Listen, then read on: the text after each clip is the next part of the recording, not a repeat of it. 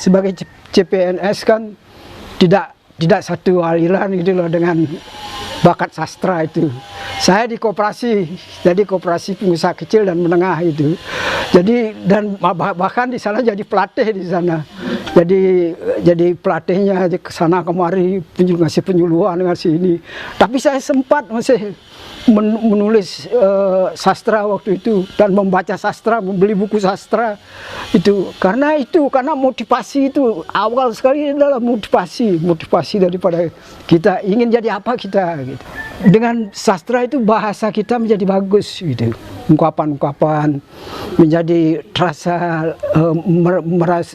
merasapi hidup itu lebih dalam, lebih terasa lagi, menghayati hidup itu lebih dalam, lebih terasa lagi gitu.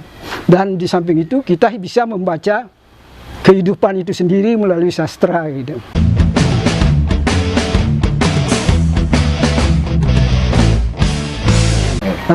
Yang mula-mula dulu saya tertarik dengan sastra, itu kan mulai dari lingkungan berbahasa Bali. Jadi orang menggending, orang dari sehari-hari itu kalau di kebun itu sering mendengar orang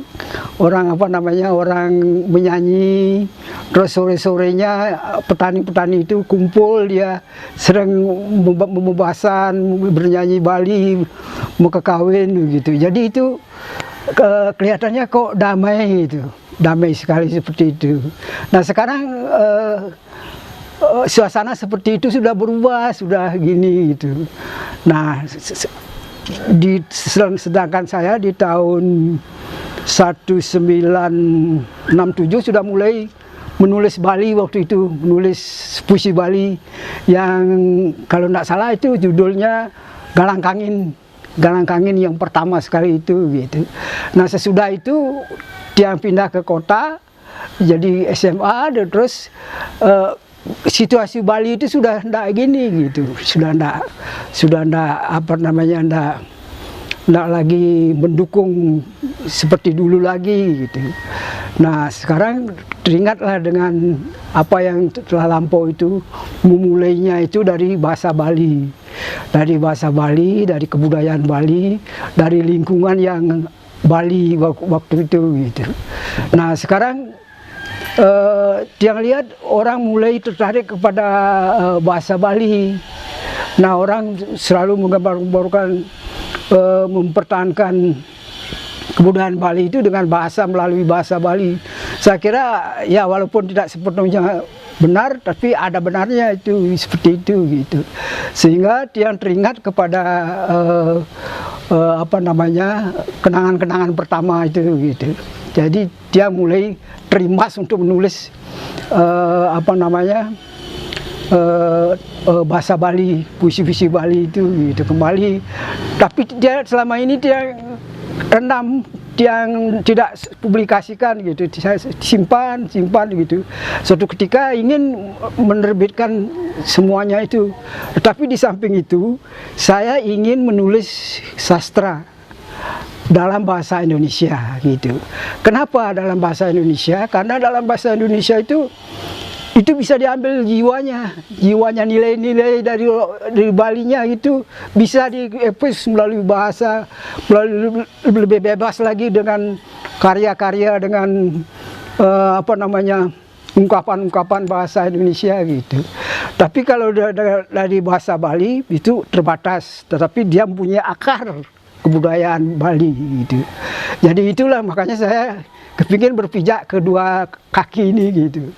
Jadi satu mungkin meneruskan kebalian saya, yaitu yang satu ingin mengipus menilai kebudayaan Bali dan sastra Bali itu dengan jiwa yang bebas, dengan ungkapan-ungkapan yang bebas, yang lebih menyebar, lebih humanis, lebih universal gitu. Jadi itulah yang menyebabkan mendasari dengan bahasa Bali, berarti kita lebih menukik lebih dalam lagi gitu, lebih menukik lagi tentang pengertian dari Bali, dari bahasa Bali. Misalnya saya dulu sering sekali mendengar ini Arjuna Wiwaha itu, sampai hafal SD kelas 6 itu saya sudah hafal itu, dengan bagaimana Arjuna digoda, bagaimana perjalanan Arjuna ke surga loka, ke Indrakila, dilukiskan oleh Arjuna Wiwaha itu bagus sekali. Ada cemara berderai-derai, ada suara-suara yang magis, yang misterius di sana gitu. Diterjemahkan oleh orang-orang yang sudah ngerti juga dengan bahasa Bali waktu itu gitu. Di samping itu juga waktu suratnya Betara Indra itu kepada Arjuna itu, kalau tidak anak Anda sekarang menolong saya, Indrakila akan hancur, dihancurkan oleh siapa namanya itu, yang Natekoace gitu. Nah itu ingat betul itu dengan itu gitu. Dan ada filsafat yang Arjuna Wiwaha waktu itu yang sampai sekarang masih saya ingat, dan saya buktikan itu. Apa yang kamu inginkan, kamu harus memusatkan pikiran sedalam-dalamnya gitu. Ketika Arjuna digoda oleh Betara Siwa, berubah menjadi begawan, menjadi pedanda, dan diujilah dia. Kenapa kamu menjadi pandita, kok kamu membawa panah gitu, membawa senjata gitu, mau mati-mati? Tidak bisa begitu. Harus kalau misalnya tidak memutuskan untuk menjadi sannyasin, jangan seperti itu, tidak bisa. Lalu bagaimana jawab Arjuna? Arjuna bilang bahwa panah ini adalah senjata saya gitu. Siapa yang menghalangi saya, yang menjadi musuh-musuh dari dunia ini panah saya yang akan melepasnya gitu. Ketika dia dinyatakan bahwa dia itu bagaimanapun masih hidup, kekuasaan itu masih harus direbut gitu, masih direbut. Nah itu tetapi tidak serius merebutnya, tidak semua hidup harus diginikan gitu. Nanti itu sebagai jalan, sebagai pengganti untuk jalan ke surga moksa itu gitu. Nah ini nilai-nilai seperti ini yang saya ingin kembangkan itu di dalam puisi itu gitu, nilai-nilai itu. Jadi ingin berpuisi dengan mencoba menggali-gali nilai-nilai universal daripada kebalian itu gitu. Jadi digali, dipakai bahasa ungkapan yang bagus gitu. Ya saya kira itu kenapa saya menulis puisi Bali, yaitu ingin mewariskan itu nilai-nilai itu kepada generasi Bali yang nanti mungkin akan kehilangan nilai-nilainya itu gitu. Jadi tetaplah sebagai jiwa daripada Bali, ya tetap nilai-nilai itu dipertahankan sebagai filsafat, sebagai nilai hidup daripada yang dipesankan oleh orang tua. Saya kira itu mengapa saya menulis puisi modern. Kalau saya dulu pernah itu sama Pik Ardianto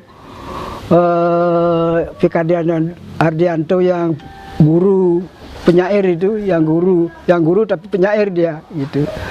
Sering dinasihatkan ketika dia membaca kumpulan puisi saya yang berjudul Setelah Angin Senja Berembus. Ketika saya katakan saya bekerja di koperasi, beliau mengatakan, loh kok kesana gitu. Ya mudah-mudahan bisa mempertahankan semangatnya untuk menulis puisi gitu. Nah itu saya pelihara itu. Jadi saya pelihara, ya, tapi yang mendasari itu ada satu motif, ada motivasi satu aja itu motivasi, yaitu di mana mau jadi apa saya, ini yang harus dijawab gitu. Mau jadi apa saya gitu. Kalau anak-anak, kalau dari SMA, dari anak-anak, dari mulai kecil, dari mulai berpikir ke arah lebih dewasa lagi, itu harus punya. Saya waktu itu sudah, karena lingkungan saya bagus, artinya sastra dulu waktu itu membaca dan dibacakan itu semua ada seke itu. Saya kepingin seperti Arjuna Wiwaha itu, seperti Mukanwa gitu. Itu motivasi saya dulu. Loh, kok jadi pengarang itu kok enak itu. Kok sudah mati orangnya kok masih dibicarakan gitu. Nah, ini motivasi. Motivasi artinya motivasi, bagaimana cara memelihara motivasi itu. Nah, itulah makanya saya tetap menulis waktu saya jadi PNS. Jadi itu dorongan PNS itu tetap bahwa saya harus meninggalkan sesuatu untuk dikenang. Itu yang motivasi itu yang sebenarnya yang menjadi pertama mendorong yang harus dilandasi, landasan pertama daripada hidup itu. Kalau tanpa motivasi dia akan mudah menyerah itu. Seperti saya, motivasi saya adalah ingin seperti Empu Kanwa. Orangnya sudah mati, sudah jauh sebelum, tapi karyanya masih dibicarakan gitu. Nah, ini suatu motivasi yang sehingga ketika saya meninggalkan sastra, ketika saya jadi PNS, saya masih sempat menulis, saya masih sempat berkarya gitu. Sehingga karya saya waktu itu agak tergesa-gesa gitu. Misalnya seperti novel Sembilu Dalam Taman itu yang pertama sekali kan satu dulu, bagian satunya. Dan ini tidak sempurna itu, karena tuntutan PNS saya waktu itu harus bekerja gitu. Jangan melalaikan pekerjaan pokok gitu sebagai PNS gitu waktu itu. Dan saya membagi waktu, ada saatnya PNS, ada saatnya menulis sastra gitu, sehingga saya menulis. Nah, pada waktu ada kesempatan setelah saya pensiun, saya membaca lagi novel itu, dan novel itu dilanjutkan sampai 3 bab, 3 bagian gitu, dan selesai gitu. Dan memang dari pertama sekali itu ada tiga bagian sebenarnya gitu. Tapi waktu itu tidak begitu runtun, agak tersendat-sendat. Tapi setelah pensiun baru bisa mengalir, bisa selesai dengan baik gitu. Di samping itu juga saya menulis cerpen, menulis ini waktu-waktu senggang itu saya pakai ada saat-saat untuk merenungkan, bertanya kepada diri sendiri, bertanya kepada hidup. Dan kebetulan saya sebagai CPNS kan tidak satu aliran gitu loh dengan bakat sastra itu. Saya di koperasi, jadi koperasi pengusaha kecil dan menengah itu. Jadi dan bahkan di sana jadi pelatih di sana. Jadi pelatihnya ke sana kemari, ngasih penyuluhan, ngasih ini. Tapi saya sempat masih menulis sastra waktu itu, dan membaca sastra, membeli buku sastra itu. Karena motivasi itu awal sekali adalah motivasi daripada kita ingin jadi apa kita gitu. Kalau ingin jadi ini ya kenapa ingin jadi ini? Karena dengan sastra itu bahasa kita menjadi bagus gitu. Ungkapan-ungkapan menjadi terasa, merasapi hidup itu lebih dalam, lebih terasa lagi, menghayati hidup itu lebih dalam, lebih terasa lagi gitu. Dan di samping itu kita bisa membaca kehidupan itu sendiri melalui sastra gitu. Dan di samping itu ada di sana nilai-nilai itulah yang misalnya bekal daripada hidup kita gitu. Nah, seperti saya menulis misalnya puisi gitu, setelah angin senja berembus itu saya membayangkan bagaimana setelah angin senja berembus, sas gitu, anginnya berembus, terus tiba-tiba ada sesuatu yang misteri gitu. Nah ini dalam gambaran saya itu masih jadi pegawai negeri itu. Tetapi ketika merenung, ketika di lapangan saya memperhatikan itu, masih sempat saya gini potret itu gitu. Jadi tulisan gitu. Saya pertama-tama kan di Bali yang namanya Lestibia dulu. Tahun 67 saya dikasih pemenang sebagai pemenang penulis cerpen dan puisi itu. Lestibia yang memberikan penghargaan itu waktu itu. Sudah itu saya setelah itu saya diundang ke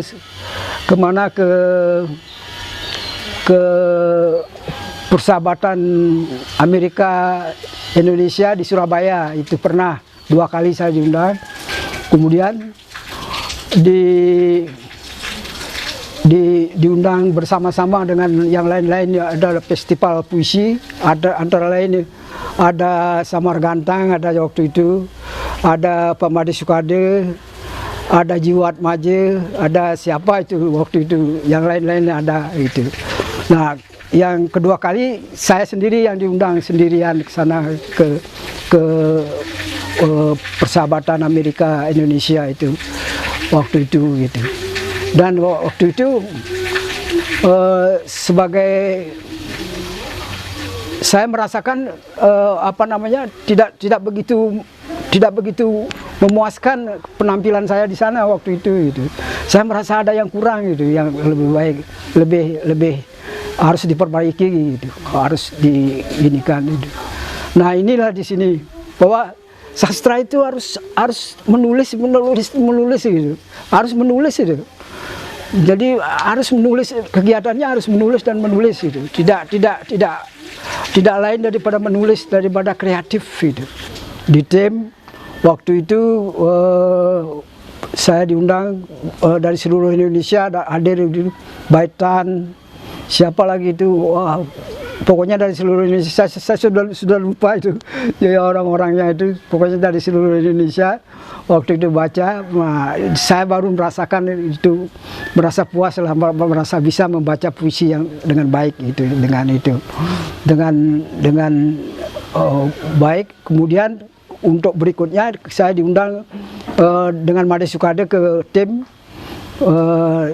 Sebagai peserta daripada kritikus sastra waktu itu, tahun berapa kira-kira, tahun 84 kalau nggak salah, itu 84 86 kali kalau nggak salah itu.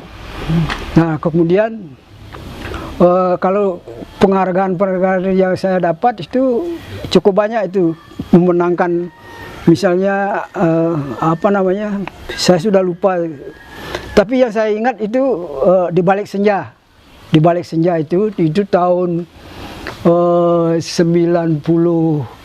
kalau tidak salah, tahun 98 itu diberikan hadiah oleh bank-bank, Persatuan Bank-Bank di Jakarta, yang waktu perlombaan itu di sana dinyatakan itu saya sebagai pemenang dengan judul cerpen seluruh Indonesia yang diikuti oleh 1.500 cerpenis, dan termasuk dijelaskan dari luar negeri juga ada yang waktu itu. Tapi kebetulan sekali saya yang menang, jadi saya untuk waktu itu dapat tidur di hotel bintang 5, jadi untuk merasakan enaknya tidur di sana gitu, di Jakarta waktu itu. Itu yang lainnya itu masih banyak, misalnya seperti di Denpasar itu apa namanya, Balai Bahasa Denpasar. Itu dapat penghargaan saya. Kemudian dari universitas dulu, tiap perlombaan seni puisi saya jadi pemenang itu, hampir 5 kali berturut-turut menjadi pemenang. Jadi pemenangnya di sana gitu. Kukuh TV, kabar dari